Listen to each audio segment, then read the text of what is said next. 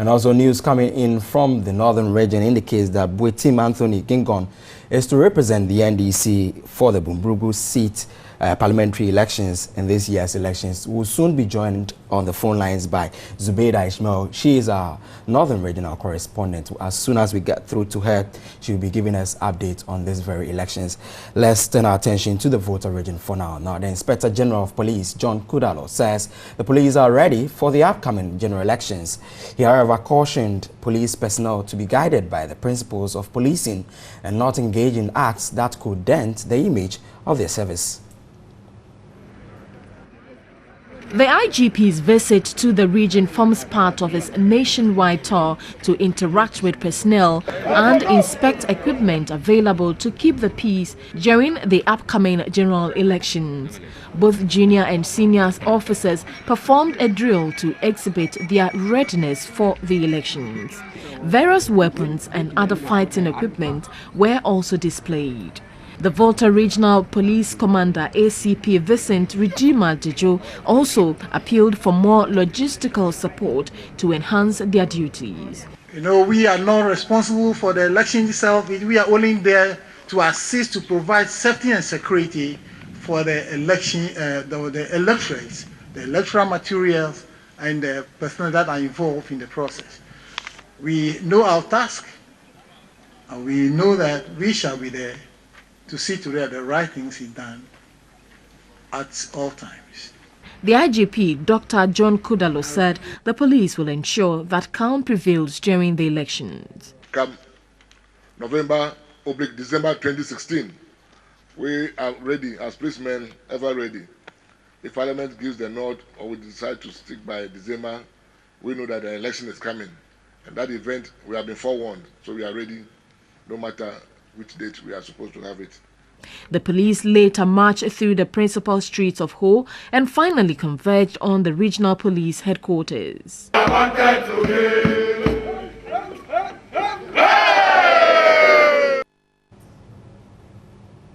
Let's delve into security ahead of the general elections, and we'll be joined on the phone lines by David Agbe. He is the Executive Director of the Ghana Institute of Governance and Security, GIGS. Now, good evening, sir, and thanks for your time on News at 10. Yes, good evening, Edward. If you can hear me, how would you assess the police and security preparations ahead of the upcoming polls? Yes, Edward, thank you very much. I think that with the current police administration, we could say that their level of preparedness towards the 2016 election is quite high. Quite recently, we realized that the police administration, in collaboration with other security agencies, especially the Ghana Armed Forces, has been earmarking and trying to form a very strong, forces, and they are trying to map almost the whole of the country, trying to earmark what they can.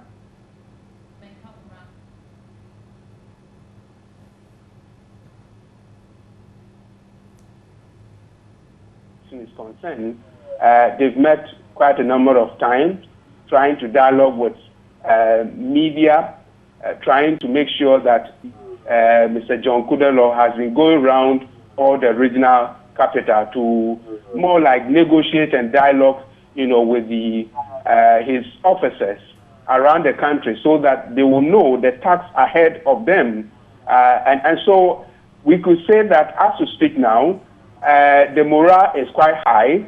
They are trying to tell every police officer, every security officer that they have a heavy task ahead of them, because the election is so very much important to everybody who actually cherishes the democratic, credential of this country, and they want to maintain that status quo, or better still, make it more resilient, and for it to attract the attention of the international community that we actually understand the ideology and the concept of democracy. And so it is quite important that, as we speak now, we do not say that it is only the police administration or other security agencies that need to do all the work. I mean, the media is also there to give a platform for people who have what it takes to be able to do a critical analysis towards the election. Mr. David Agbe, let me cut you in here.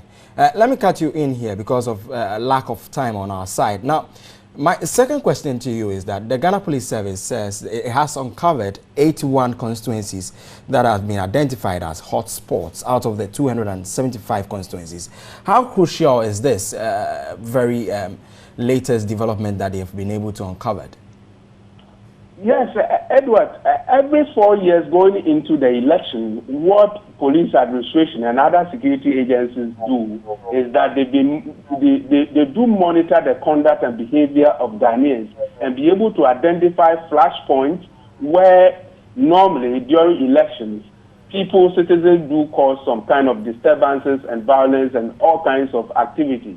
And so police people always put their ears on the ground trying to tap a lot of information, intelligence, so that they will be able to identify all those flashpoints where they could be able to more like up their game so that those people will not have any way of perpetrating any kind of criminal activities. And so we all need to cooperate with the police so that when we get some pieces of information that certain group of people are plotting to more like cause and deal with as much as the law, prescribe that the police has that obligation and constitutional mandate to be able to protect every citizen of this land. So I must say that yes, the level of the police, is quite high, and we could trust them that they will be able to do a good job. But we all need that all hands on deck so that we can all be able to protect this country and protect our territorial boundaries against any unforeseen events. Mr. Agbe, just before you go, about 5,000 polling stations have been identified as specific hotspots. Shouldn't we be worried as a country that we're having these figures coming up? Edward, I must say we shouldn't be worried, but we should be more cautious, and we should try to be able to conscientize Ghanaians that, yes, election gives birth to democracy, and elections all over the world are very important. And we in the sub-region, Ghanaians, we should be proud of what we've so far achieved. Right from 1992 up to date, all the elections that we've actually organized, we've been touted by the international community that we are doing very well. And Ghana happens to be more like a place that most other countries and international community want to use it as a starting point. But you also agree with me. And so what we Mr. Agbe, you also agree with me that 5,000 polling stations being identified as hotspots in our general elections isn't something that we should be happy about.